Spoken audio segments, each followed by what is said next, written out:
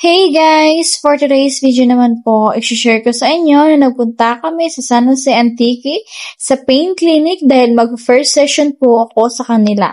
Kasama ko pala si Nong Aslom at si Darwin. Sa hindi po pala nakakaalam guys, meron po akong dextroscoliosis with thoracic spine with 15-degree angle. Ayan guys, nasa San Jose Antique na po kami. Bali malapit na po kami niyan sa Pain Clinic. Pero nag-stop over muna kami sa Chowking dahil nakaramdam kami ng gutom dahil hindi pa kami nakapag-breakfast. Ayan, waiting for our order. Ito na pala yung mga pagkain na in-order namin at kakain muna kami bago pupunta dun sa clinic. At ito naman, papasok na ako sa clinic. At umupo muna at mag-aura-aura. Ayan po pala si Nong Aslom, yung kasama ko. Ito po yung Pain Clinic. Nag-therapy sila sa mga stroke, sa mga sakit na scoliosis. At ayan guys, pala yung mga certificate nila at mga permits ng Pain Clinic. Ayan, yung videographer ko pala dyan kanina is si Darwin. Then ako na po yung nag-turn over. Ako naman po ay nag-fill up ng form bago po ako i-rehab. Nag-avail pala ako ng 10 sessions sa kanila.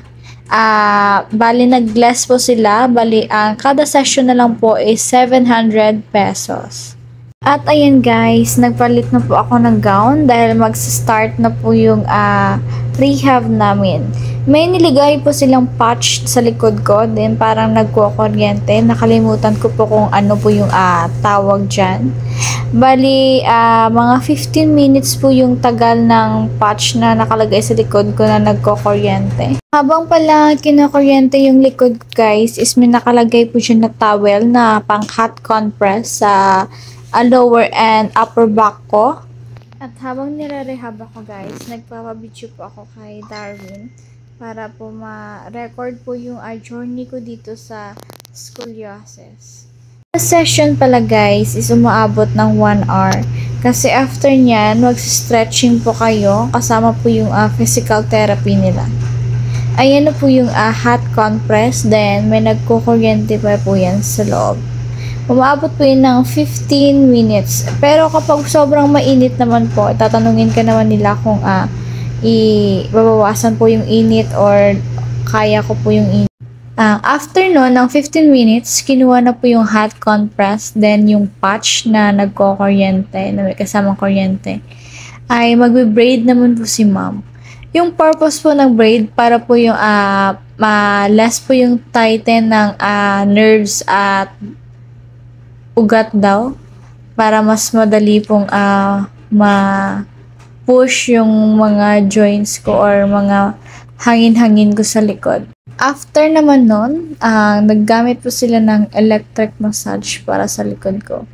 Para daw, pag nag-stretching ako, medyo malambot na daw po yung mga ugat ko sa likod. At ayan naman po si Sir, bali tinuturuan pa ako niya kung paano mag-stretching sa bahay.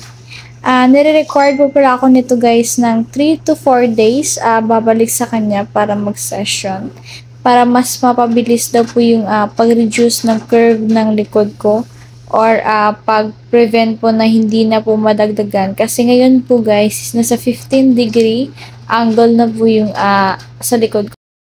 Habang pong nire-rehab ako dyan, may mararamdaman ka po na pain dahil po sa pag-binat siguro ng mga ugat. Then, dinidescribe sa akin ni Doc kung paano po yung gawin na may partner at kung sakaling wala po na akong partner. Para kahit paano sa bahay po is yung mga ibang exercise ni Doc na tinuturo is pero parang iba yung nakakatawa pero alam ko naman po yung yun po yung tamang exercise na dapat kong gawin. Kasi every time po na mag-exercise or mag-stretching po ako is masakit po yung sa lower back pain ko.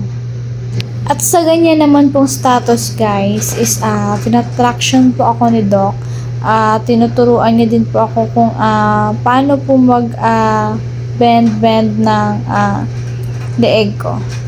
Dahil sobrang tight po yung mga ugat ko dyan, kaya medyo nahihirapan din ako. At saka yung sa right shoulder ko po guys versus sa left shoulder ko po is medyo hindi na po pantay.